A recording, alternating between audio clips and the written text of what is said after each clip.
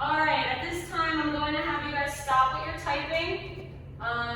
You can close your laptop because I'm going to bring it up on the smartboard and we're going to go over your answers. So can everyone close their laptops and leave it on their desk for right now? Thank you. Awesome. So, the first question on the document is, what is bullying? Someone wrote, when someone makes you feel out of place and makes you want to hurt yourself, the act of belittling or harassing someone else for personal gains, making someone else feel isolated or unwanted. Very good. Bullying is someone who harms another person in any way and many ways. When you're being rude to a person, making them feel a negative emotion. Someone picks on someone, harms someone constantly. The action of spreading negativity towards others excessively. Great. When someone makes you negative and harms you. When someone harms you or makes you feel a negative emotion about yourself. Very similar. You guys did a great job on this. Anything else? Making someone feel down, feel bad about themselves.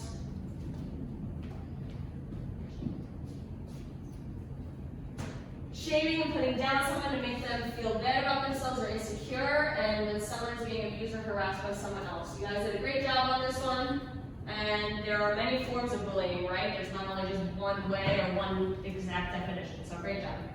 The next question is, why do people bully?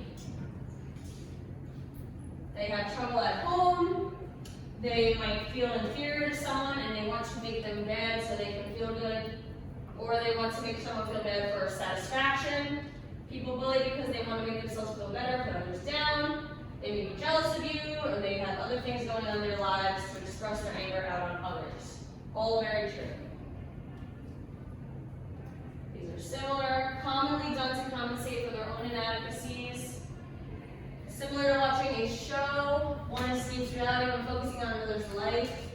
That's very true. People bully because they feel bad about themselves or because they were previously bullied and they take their anger out on someone else. Alright. I like also that past, I don't know if this was finished by anyone who wrote past experiences. What did you mean? I didn't finish it, but it was just, if they got bullied in the past as well. Yeah, so a bully can definitely bully if they were bullied before, right? So bullies, I like to say, are usually bullied by someone else. Alright, let's go to the third question. What are the hotspots for bullying and where does it occur? School, online, public place, anywhere there's social interaction.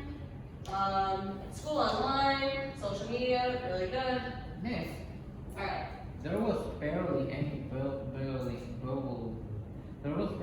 bullying in online school.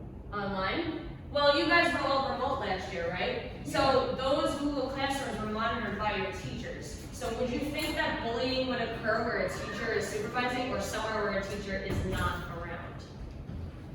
When someone or a teacher is not. When your teacher's not around. So things like social media, where teachers don't see what's going on, or texting, or somewhere where something's posted, like a status on Facebook or something like that, are kind of more of a hotspots.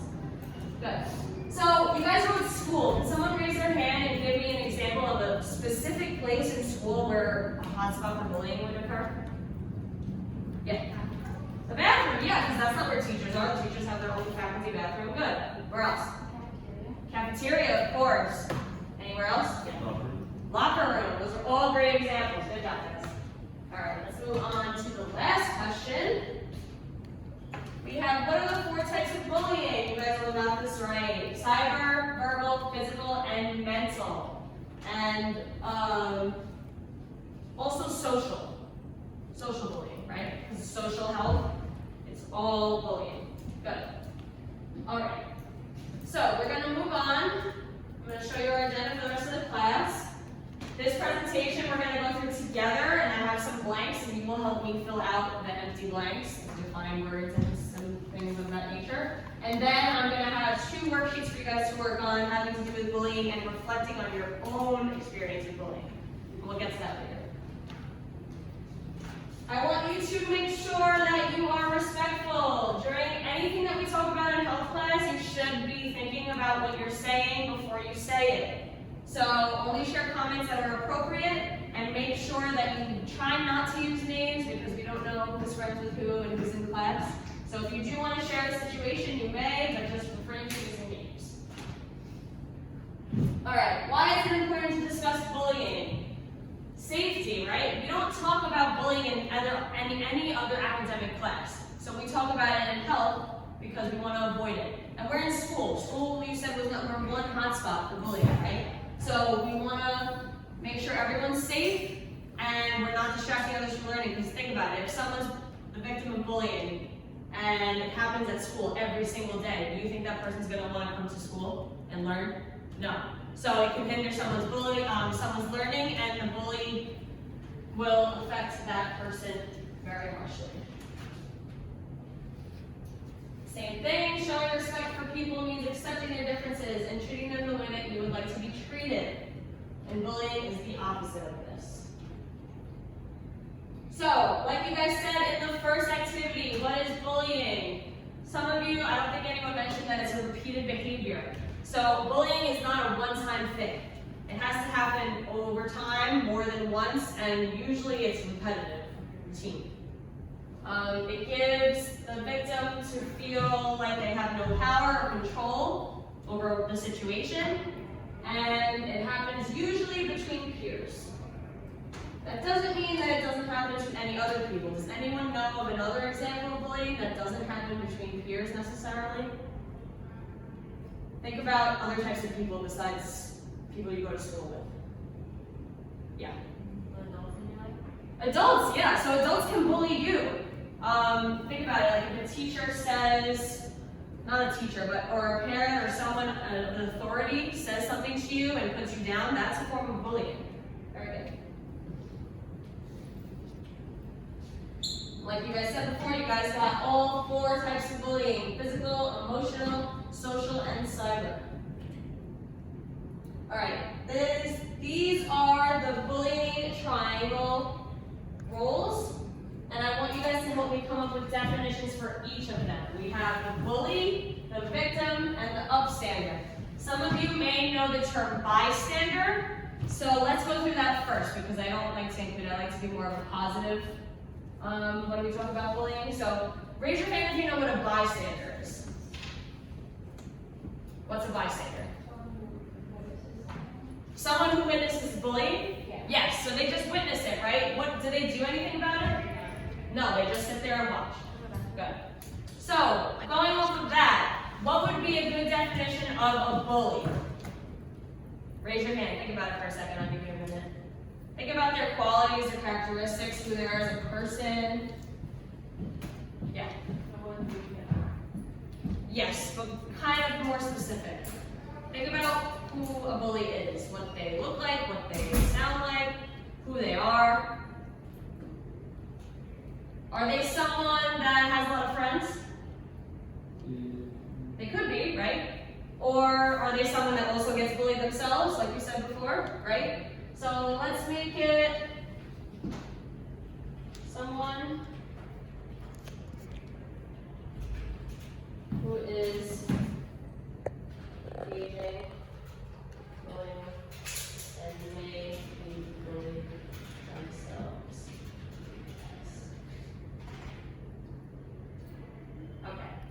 Going off of that, the victim. Someone want to raise their hand and tell me what they think the victim is.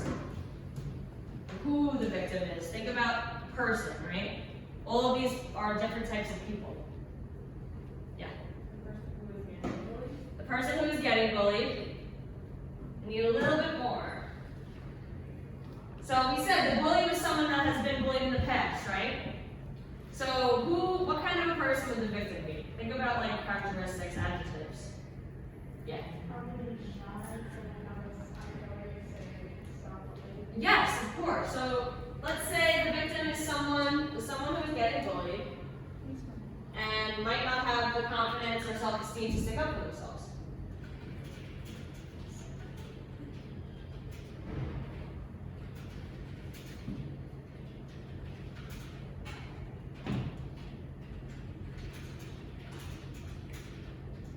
Good.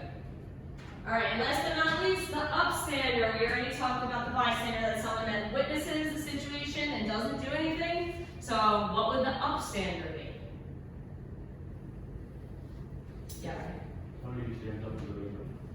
Yes, how do they do that? Give me an example. Depending.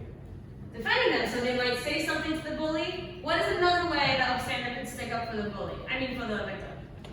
Yeah. Call for help, yes, of course. Alright, so we're going to call the upstander someone who sees the bullying situation and does something to stop it. Good. Alright, we're going to move on. So those are the 3 roles of each person in the bullying triangle. Bullying is a blank behavior. The incident has to occur more than once in order to be considered bullying.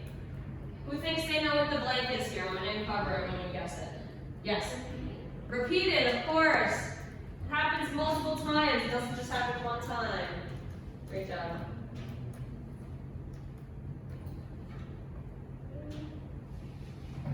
Okay, so what can we do as upstanders? These are some strategies. Let someone know what is happening. It's okay to ask for help. Think about who you would go to for help. Bullying is not the victim's fault. And some examples of people that an upstander would go to, think about it for a second and raise your hand when you have it. So if you're an upstander and you don't want to confront the bully directly because it might not be a safe situation, who can you go to report the incident? Yes. Teachers, of course. Who else? Yeah. Parents. Anybody else? Yeah. Principal, of course. Any adult figure that you trust. So all those are really great examples. Advisor, principal, trusted adult. Good job. Alright. So, the last thing I'm going to go over before we get into our independent practice. The difference between tattling and reporting a situation. When you don't want to confront the bully yourself and you're an upstander, if you feel threatened and you witness someone else being threatened, it's unsafe to intervene on your own. That's why we say you should go to someone that you trust and someone that can do something about it. And when you have the intuition that something's wrong, when it's not just a one-time incident, or if it is something that's repetitive, but it's not, it's like back and forth, because there's a difference between teasing and bullying, but sometimes it gets to a point where the line is crossed, and you have to do something about it. So examples are physical actions, verbal threats, other students being in danger, and student examples. Does anyone have any questions about the slides? Okay. So what I'm going to hand out to you now is 2 worksheets. I have this first one. It's called Let Off Some Steam. If you have ever been bullied before, you can get your thoughts out and all your frustrations, feelings, anything you would like onto this paper. It's like you're writing your letter to your bully. If you've never been bullied before, think about what it would feel like. How would you feel if someone said something or did something mean to you, or they bullied you in front of a group of people, or by yourself, depending on what you want to go with. And then on the back, we have bullying hurts. You have the option to write about one of the following: a time you were bullied, a time you saw someone else being bullied, or a time you bullied another person. I will not be collecting this, but I need you guys to be honest. Please don't use names on this part, because I'm going to walk around and see what you're doing. And then once you're finished with that sheet, I have this to end, and if you finish it before, you won't have homework, but this will be what I need for next class. It's a bunch of feelings for bullies, victims, and upstanders. And on the back, you're going to fill in feelings, at least 4, for each person in the little feet of each goal. Does anyone have any questions? Awesome.